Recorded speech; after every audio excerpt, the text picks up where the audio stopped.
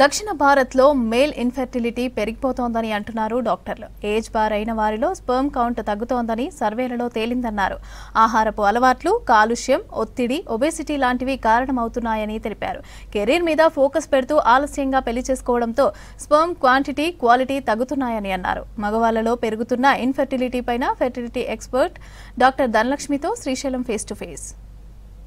సాధారణంగా మహిళల్లో మనం ఫర్టిలిటీ ఇష్యూస్ చూస్తుంటాం, కానీ ఈ మధ్య దక్షిణాది రాష్ట్రాలలో మగవారిలోనే ఎక్కువగా ఈ ఫర్టిలిటీ ఇష్యూస్ ఉన్నట్టు ఇటీవల రిపోర్ట్స్ చెప్తున్నాయి. అసలు ఎందుకని మగవారిలో ఫర్టిలిటీ ఇష్యూస్ పెరుగుతున్నాయి, దానికి రీజన్స్ ఏంటి, ఈ అంశాలకు సంబంధించి ఫర్టిలిటీ ఎక్స్పర్ట్ డాక్టర్ ధనలక్ష్మి ఉన్నారు. ఆమెను అడిగి మరిన్ని విషయాలు తెలుసుకుందాం. ముందుగా అండి, మగవారిలో ఫర్టిలిటీ ఇష్యూస్ రావడానికి మేజర్ రీజన్స్ ఏంటండి? ఫర్టిలిటీ ఇష్యూస్ రావడానికి ముందు ఆడవాళ్ళలో ఎంత ఇన్ఫర్టిలిటీ శాతం పెరిగేదో ఇప్పుడు కూడా మగవాళ్ళలో కూడా ఒక 30 నుండి 40% ఇన్ఫర్టిలిటీ రేట్స్ పెరగడానికి మగవాళ్ళు కూడా కారణమవుతున్నారు. దీనికి మెయిన్గా లేట్ మ్యారేజెస్, ఏజ్ పెరుగుతున్న కొద్దీ వాళ్ళలో అంటే స్పర్మ్ క్వాంటిటీలో, క్వాలిటీలో మార్పులు రావడము, తర్వాత ఎగ్ని ఫర్టిలైజేషన్ చేసే కెపాసిటీ తగ్గడము, వీటి వల్ల ఇన్ఫర్టిలిటీ రేట్స్ పెరుగుతున్నాయి.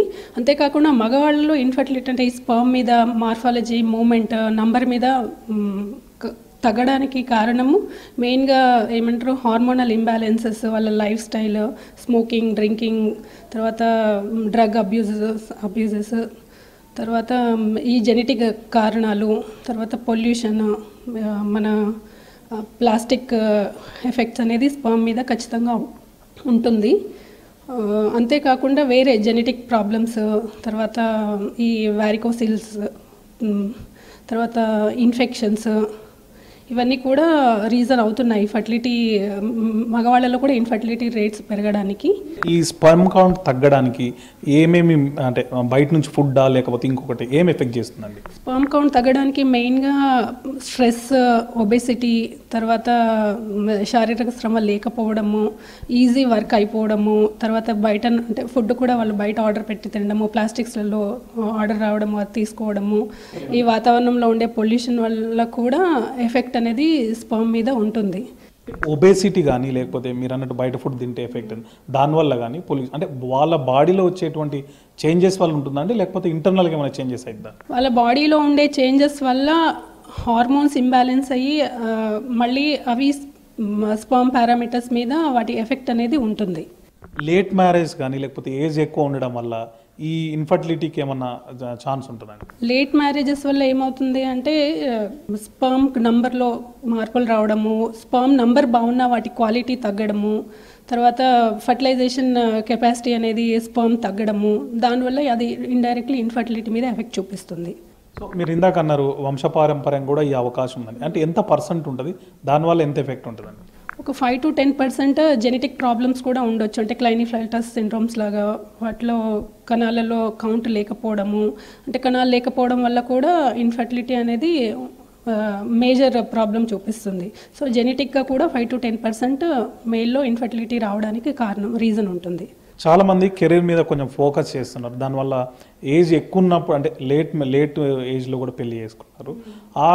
అదనేది ఈ ఫర్టిలిటీ ఇష్యూ మీద ఏమన్నా ఛాన్స్? లేట్ మ్యారేజెస్ కూడా ఒక రీజనే. లేట్ మ్యారేజెస్ ఎందుకు చేసుకుంటున్నారు, వాళ్ళు కెరియర్లో స్థిరపడడానికి వాళ్ళు స్ట్రెస్ తీసుకోవడము, అది ఇండైరెక్ట్గా వాళ్ళ ఫర్టిలిటీ మీద చూపిస్తుంది ప్రభావం. సో లేట్ మ్యారేజ్ చేసుకున్న తర్వాత కూడా దాని ప్రెగ్నెన్సీని వాళ్ళు పోస్ట్పోన్ చేస్తున్నారు ఇంకా. సో లేట్ మ్యారేజ్ చేసుకున్న వాళ్ళు వెంటనే ఫ్యామిలీని ప్లాన్ చేసుకోవడము, వాళ్ళలో ఏదైనా ప్రాబ్లం ఉందా ముందే హాస్పిటల్కి వెళ్ళి చూపించుకోవడము, అలాంటివి చేసుకుంటే బెటర్ ఇంప్రూవ్ చేసుకోవచ్చు. ఈ మధ్య మనం రెగ్యులర్గా చూస్తున్నాం, అంటే టీనేజ్లో ఉన్న వాళ్ళు కానీ యంగేజ్లో ఉన్న వాళ్ళు కానీ స్ట్రెస్ లెవెల్స్ అనేవి ఎక్కువ అయిపోతున్నాయి, అటు చదువు కానీ ఇటు వర్క్ కానీ, దాన్ని బ్యాలెన్స్ చేయలేకపోతున్నారు. ఆ ఎఫెక్ట్ కూడా దీని మీద ఉంటుందండి? ఖచ్చితంగా ఉంటుందండి, ఖచ్చితంగా ఉంటుంది. స్ట్రెస్ ప్లస్ ఇప్పుడు ఉన్న కండిషన్స్, ఎక్కువ ఫోన్స్, గ్యాడ్జెట్స్, దానివల్ల కూడా ఖచ్చితంగా వాటి ఎఫెక్ట్ ఫర్టిలిటీ మీద ఖచ్చితంగా ఉంటుందండి. అది ఇప్పటి నుండి చిన్నపిల్లల నుండి అది అంటే వాళ్ళు రీప్రొడక్టివ్ ఏజ్కి వచ్చే వరకు ఎఫెక్ట్ వాళ్ళ మీద ఉంటుంది ఇన్ఫర్టిలిటీ మీద. అంటే ఇంతకు ముందుకు మగవాళ్ళలో ఎందుకు ఈ ఇన్ఫర్టిలిటీ అనేది లేదు, ఇప్పుడే ఎందుకు వస్తుందండి? ఇప్పుడు చెప్పినట్టు మీరు అన్నట్టు లేట్ మ్యారేజెస్ యాక్చువల్గా 20, 30, 35 వరకు రిప్రొడక్టివ్ ఏజ్ యాక్చువల్గా.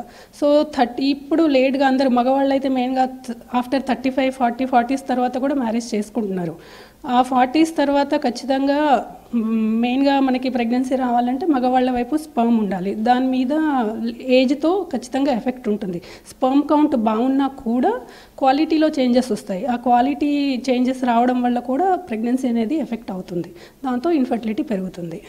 సో ఇట్లాంటి సమయంలో మగవాళ్ళకి సంబంధించి ఏమైనా జాగ్రత్తలు తీసుకునే ఛాన్స్ ఉంటుందండి? ఖచ్చితంగా జాగ్రత్తలు అంటే స్ట్రెస్ తక్కువ చేసుకోవాలి, మంచి ఎక్సర్సైజులు చేసుకోవాలి, బ్యాలెన్స్ డైట్ తీసుకోవాలి, స్మోకింగ్, ఆల్కహాల్ డ్రింకింగ్ వాటికి దూరంగా ఉండాలి.